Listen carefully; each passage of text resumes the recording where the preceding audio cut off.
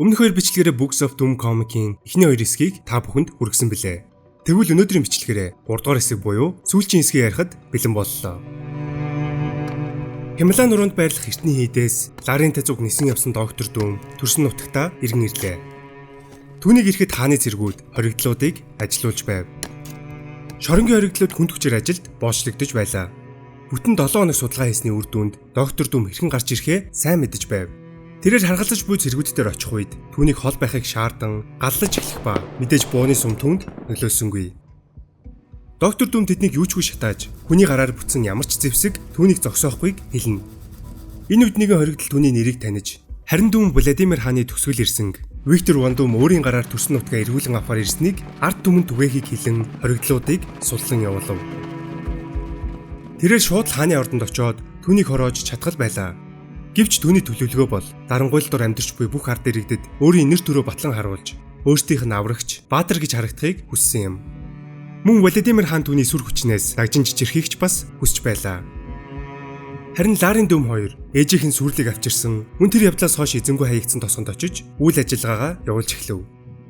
Латвиараг өөрийн гартаа авах хүртэл тэндээ байрлаж өөрийн хүчрхэг зэвсгүүдэд бэлдэнэ. Харин түүний дараагийн алхам өөрийн гэр бүл буюу овгийн гишүүдийг олох байв. Мэдээж олон жилийн турш тэдэнтэй хамт нүүдэлж явсны хувьд тэднийг олоход тийм ч хэцүү байсангүй. Аавынхаа хамгийн сайн найз байсан одоо харин хөгшин настай болсон Борис дээр очиж өөрийнхөө нэрийг хэлнэ. Тэрээр Борисыг өөрийнх нь тушаалыг дагахыг шаардахад ямар ч эсэргүүцэлгүй зөвшөөрнө. Тэрээр овгийн гэр бүлүүдийн толгойлогчдыг цуглуулan хамтран ажиллахыг хүсв. Гэвч тэд Владимир хаан Оросуудтай хамтарч байгааг зэр зэвсэг цэргүүдийн хувьд яагаад ч дийлэх боломжгүйг хэлнэ. Харин доктор Doom тэдний төсөөллөөс давсан тооцооллыг хийх чадвартайгаа хэлэн Латвиараа төвсгөл гаргаж өөрөө ард иргэдэд удирдах ба иргэдийн оролцоо хэрэгтэйг дурдав.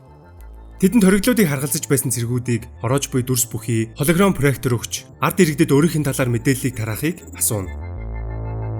Харин энэ үед Торвалд гэх толгойлогч түүнийг зүгээр л хаан сэнтийг булаах гэж байгааг мөн олон жил хаж явжгаад гинэт гарч ирэн галзуу солиотой зүйл ярьж байна хэмээн эсэргүүцгээд доктор Doom эргэлзэх зүйлгүй түүнийг хороож өөрийн сүр хүчээ үзүүлхэн дээр.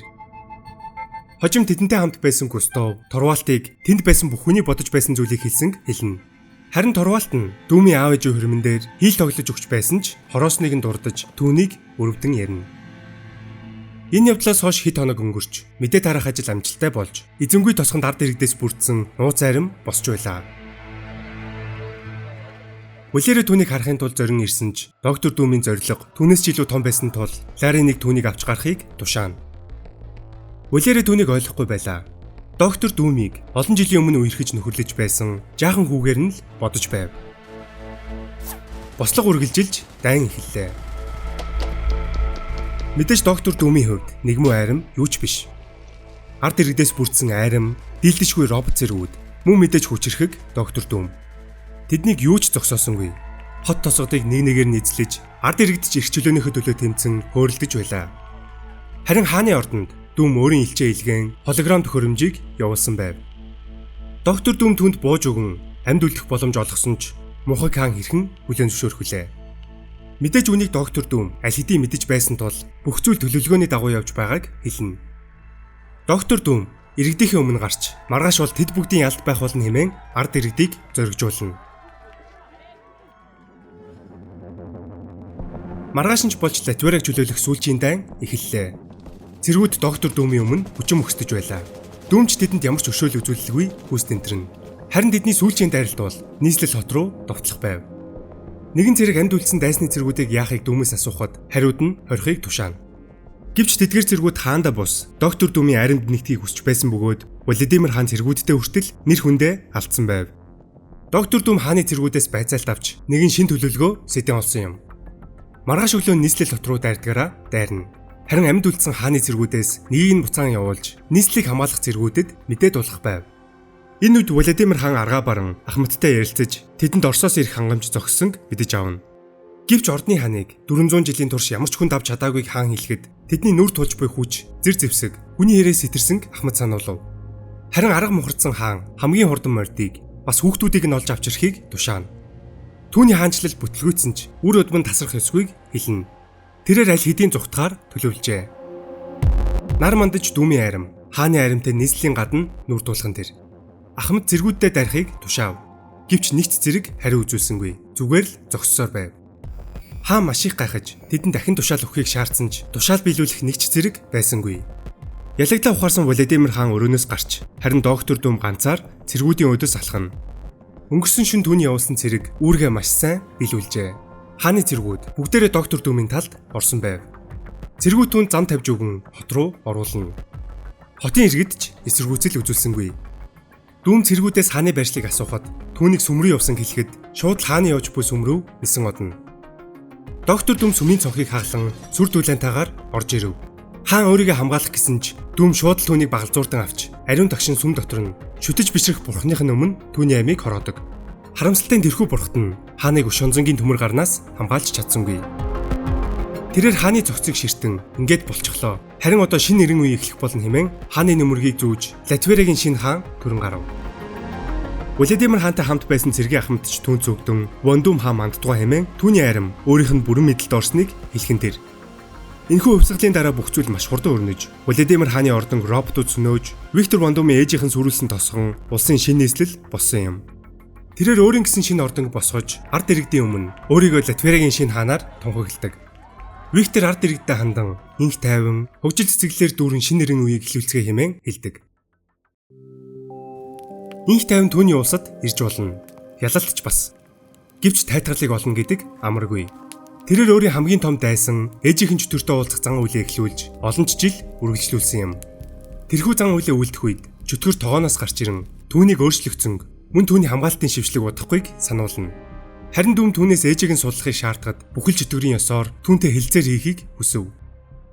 Жил бүрийн нэгэн шөнө Дүм ээжийгээ судлахаар түүнтэй тулдах ба ялагдах бүрт нь улсынхны иргэд хааныгаа улам бүр жигшин зэвүүцэх юм. Харин хэдхэн жил болоход тэрээр улсынхаа хамгийн их хүзэн ядагдсан хүн болохыг чөтгөр сануулв. Харин Дүм хэрвээ би ялуул гэж асуухад чөтгөр ээжийг нь хүснээр нь суллаж харин тэрээр ээжтэйгээ хязээж уулзах боломжгүй болох ба ингэснээр яасан ч байсан чөтгөр ялах болно гэж хэлнэ. Дүм эргэлзэх зүйлгийн үүнийг зөвшөөрөв. Харин чөтгөр түүнийг зөвшөөрнө гэдэгт огт эргэлзээгүй ба түүнийг тэнэг хаан гэж хэлэн алга болгон тэр. Ингэж жил бүрийн шуурганаар өөрийн үнд зүтгэж Бористойгоо жинхэнэ шалгууртайгаа нүр тулж эхэлсэн юм. Харин түүнээс ярьцлага авч байсан сэтгүүлч ээжийг аварч чадсан эсхийг асуухад Дүм сайн санахгүй байгаа хэлж маш их ядарч байгаа тул ганцааранг нь үлдээхийг хүсв. Харин бүсгүй түүнээс сүүлийн хүсэлт болох багны цаадах царайгаа камерт бичүүлж болох эсхийг асуув. Хэрвээ Валерийг нэрийг хэлвэл түүнийг зөвшөөрч магадгүй хэмээн Борис түүнд хэлсэн байв. Харин Дүм зөвшөөрч олон 10-ны турш дэлхийн ертөнцөөс нуугдсан зүйлийг харуулах гэж буйгаа хэлнэ. Тэрээр дуулга тайлж бүсгүй рүү иргэн харахад ердөөл нүдэн хэсэг нь арьс махнаас бүрдсэн робот байлаа. Бүсгүй түүнд талархан өрөөнөөс яаран гарна. Тэрээр Бористэй хамт гиндангаар алхаж Валерийн нэрийг хэлэх төлөвлөгөө бүтснийг хэлж тэрхүү Дүм бот өөрийгөө жинхэнэ доктор Дүм гэж итгэдэг эсхийг асуув.